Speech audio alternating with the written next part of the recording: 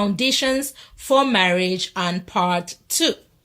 Okay, so 1 is leaving. Okay, what do I mean by this? This is a word they're gonna hear from me a lot, right? Leaving. What does that mean? This word comes from Genesis chapter 2, verse number 24, where the Bible says, "For this reason shall a man leave and cleave." Leave his mother and his father and cleave to his wife. All right. What does leaving mean?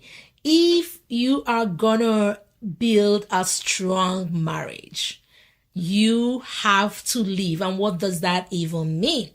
That means you have to grow into maturity, into where you leave certain things that you had as a young boy, young girl, right?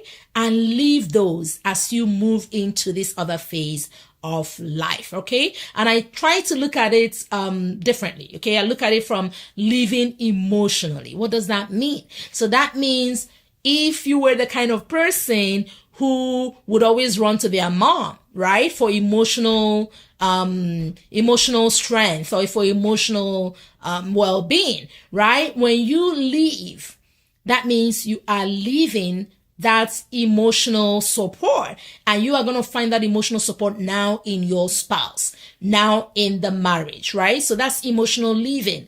Financial leaving means that you're not relying anymore on mommy and daddy, right? Because when you now get married, you're going to do your best to live within the means of what you and your spouse can provide for the family. You're not always running back. Oh, there's no food.